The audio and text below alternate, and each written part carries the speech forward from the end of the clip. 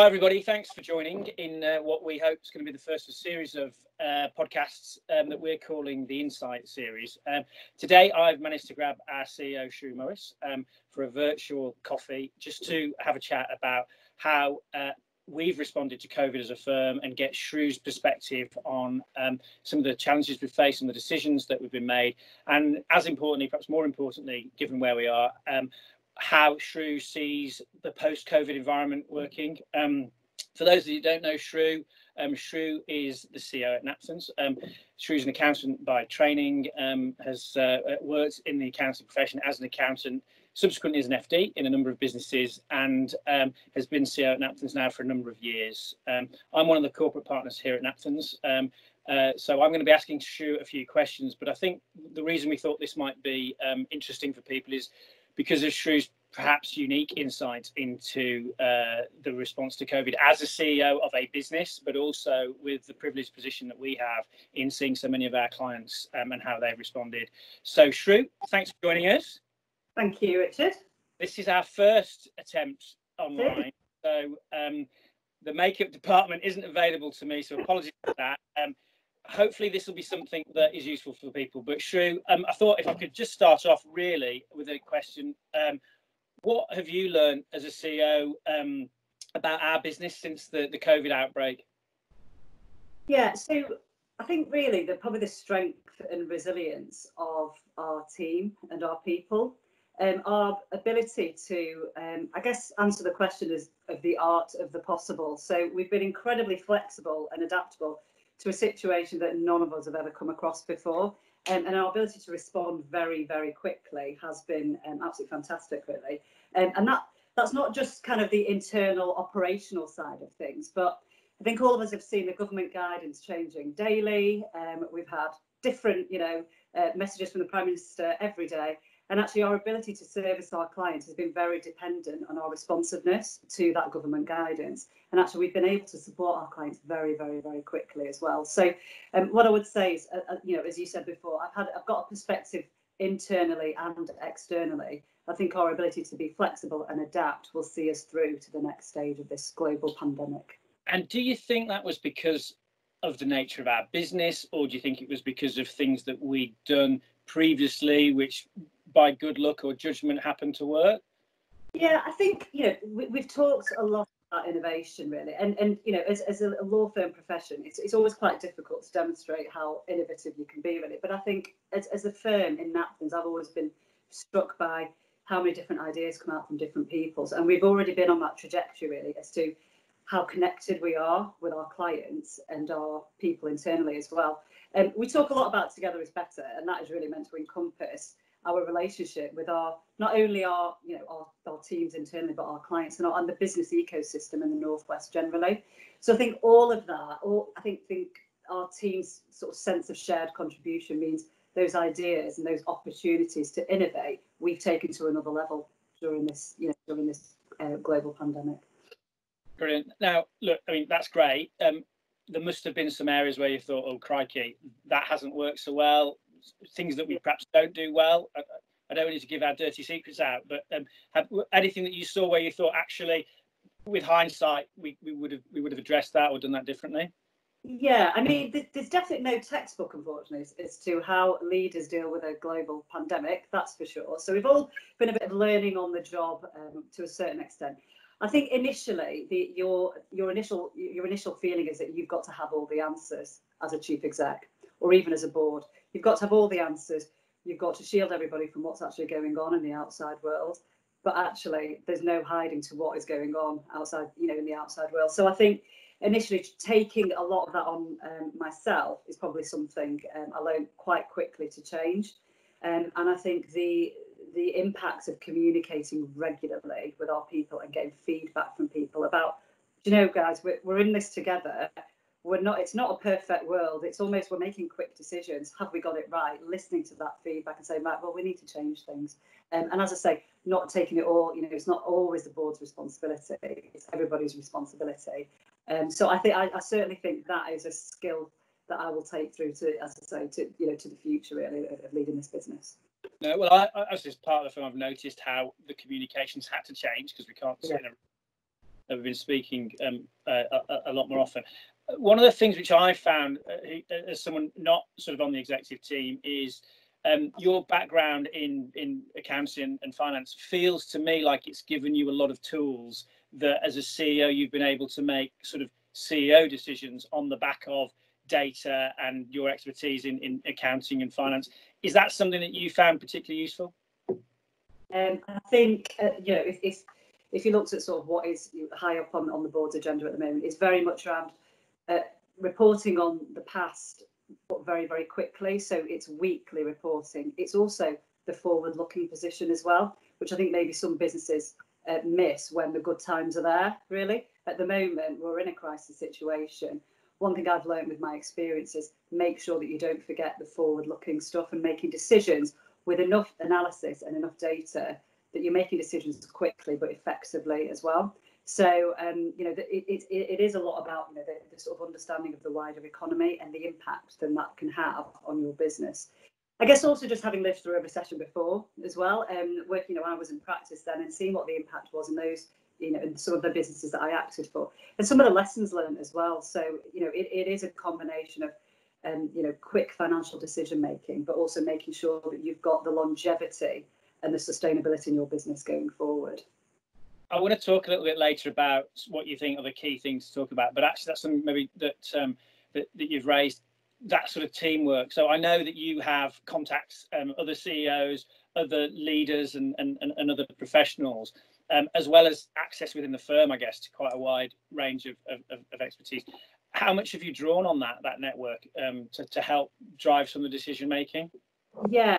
As I say, I think the chief exec job historically can be quite lonely. As I say, initially you feel that you need to come up with all the answers, and at the moment, I don't, others don't. That relationship with our business ecosystem, as I've described it, has been absolutely essential. The main theme I think that's running through our business at the moment is about support, and that's support.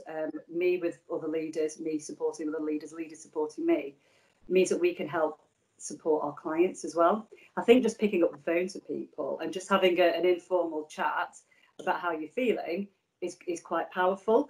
And again, you may not come up with all the answers that day, but I think having enough connectivity and enough opportunities to discuss what other people are going through gives you a real insight that kind of not in it, you're not alone and everyone's in it together, really. So it's been a huge part of dealing with this crisis, I would say, and helping us, thrive on the other side, really.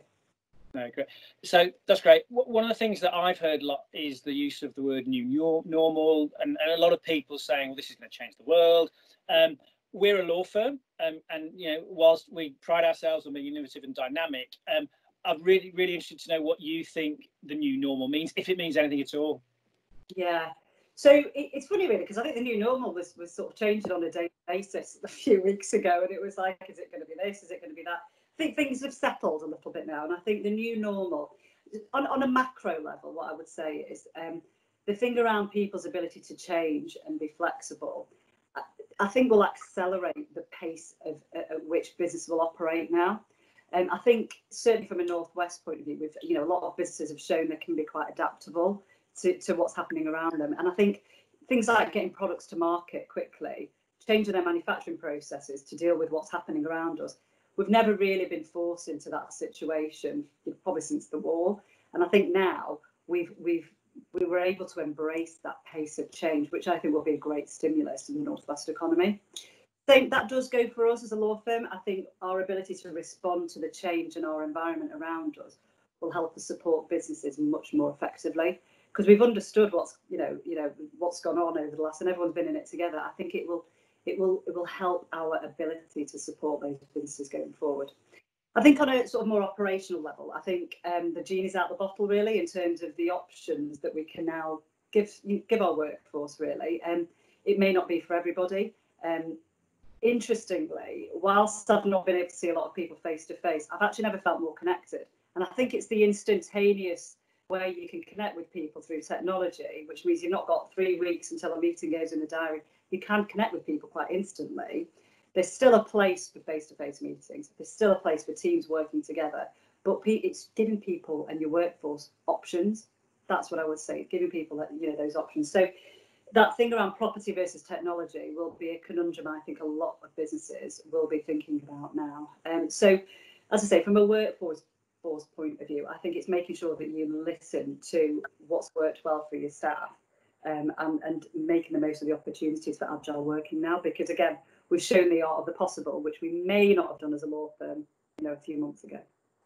And that's interesting. I mean, you talk about the Northwest. I know you're very passionate. As a firm, we're very passionate about the Northwest economy and how we can help in a wider sense, as a member of that economy, not just as a law firm, but as and I know hopefully we're going to talk about that in a separate podcast. But just touch on that. Have you seen from the position that you're in with oversight of a lot of the business?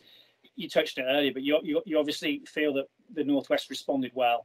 Yeah, I think again that their natural ability to look for opportunities and say, do you know what, we're going to get ourselves through this together. There is a real sense of community, and I think us as a business, a law firm, supporting those businesses is incredibly important, and drawing on the wide range of expertise that we've got will help those businesses and the wider Northwest going forward.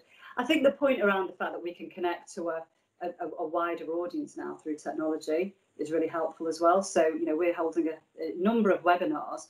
We've got, a much bigger audience, but we've still got that local reach, which means we can achieve both, really. We can through technology or face to face. And I think that's incredibly important for us as a law firm. Great. And I know we're going to talk about that hopefully at a future date in some more detail. Some friends on as well. So I'm also keen to drill down into some practical things. What is your shopping list like at the moment? What's on your agenda? What are the things which maybe just a handful of things that you're focusing on, and perhaps others you think others should be as well? Yeah, I think certainly at the moment it's about and reducing the workforce back into the office. That's certainly top of the agenda. And I think if I'm totally honest, and I'm sure other businesses can be honest, health and safety didn't always make its way, top of the agenda at the boardroom. It's all about strategy, etc., all that good stuff. But at the moment, we've got to take a real interest in the well-being of our staff and getting them back into work safely. And that is underpinned by our medium-term strategy as well. Clearly, the shape and scale of our business has got to be with a clear strategy for the next 12 to 18 months. How many people do we have back in the office? What does safe look like? I'm probably in a privileged position that I've got a health and safety team that goes out and does this day in, day out for clients. Not everybody does really, but what I would say is it's not a light touch in terms of the health and safety, and it's one of those things that keeps you up at night and you think, well, how do I navigate my way through something that I'm just not equipped to deal with? So certainly the reintroduction back into the office. In terms of our medium-term strategy, the thing around what does the working environment look like is certainly top of the agenda, and really our talent management and our vision, obviously for this firm, and I'm sure a lot of businesses, and the wider Northwest economy is around job retention. We've talked for many years about the talent gap in Lancashire and Northwest. We've got to make sure that we hold on to our key talent in this area. Again, some of the lessons learned from the previous recession were that wasn't high on the agenda. It's still got to be high on the agenda, that people make this business and their talents make this business. Let's make sure that we still think about staff engagement. How do we nurture the skill set? How do we train and develop people so that we've got a sustainable business model going forward? Because this isn't going to last forever. And so and sorry, the final thing is this thing around property versus technology. Where do you invest in next? So, investment isn't really top of everybody's agenda at the moment, but it will be. And actually, do you invest in the properties that you've got? Do you start discussing with landlords what your options are? Or do you now invest in technology because that's the way that your business is going? We haven't drawn a conclusion on it, but it's certainly an area for debate for our boardroom at the moment. Well, it'll be interesting to see, won't it, in 12 months' time when we look back on perhaps this first podcast and see how our technology develops. And well, maybe if we ever get anyone to watch these things, but no, that's great. I want to wrap up, Shru. I'm conscious that, it's great. It's going to be a series of events. There's more themes, and hopefully people who watch will feedback if there's anything that they want us to pick up on more. But one of the reasons for asking you to do this was your role as a business leader, really, and We've talked a little bit about why you've perhaps got a slightly different perspective to a lot of other business leaders. But if you were speaking as you do to fellow business leaders, what would you be saying to them, or maybe what have they said to you? What do you think they and you should be focusing on at the moment? You've mentioned some specifics, but perhaps more generally as a theme to take away. Yeah, don't forget about the future. It's very tempting to get into the weeds and try and think of we just have to deal with the here and now.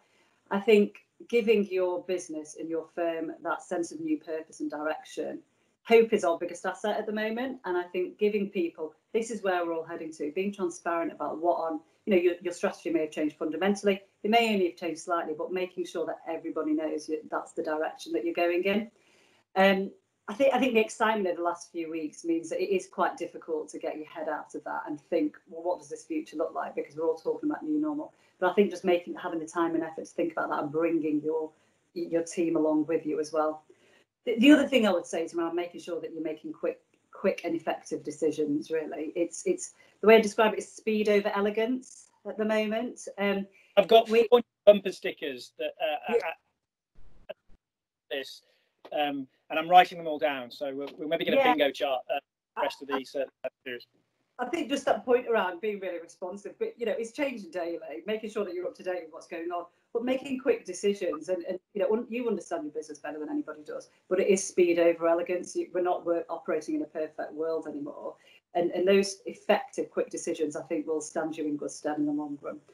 And then just the final thing is just remember the importance of support of your people. I think everybody's going, now more than ever, everyone's going through different personal challenges. Members of the family being unwell, not being able to see their family regularly, and obviously, maybe some of the professional challenges as well. Don't forget the art of small talk. Well, while you're not in the office together, just ring people for absolutely no reason is what I would say, because that helps everybody.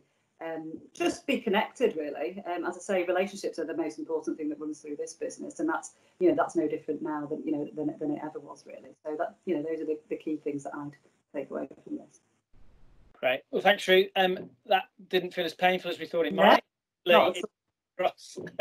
As any more painful it felt. So thank you. That's great. As I say, this is the first of a number of these we're going to do. Hopefully, if they're successful, you'll see Shru and I, maybe with some other friends joining in, some of the topics. If you've got any ideas that you'd like us to cover, let us know.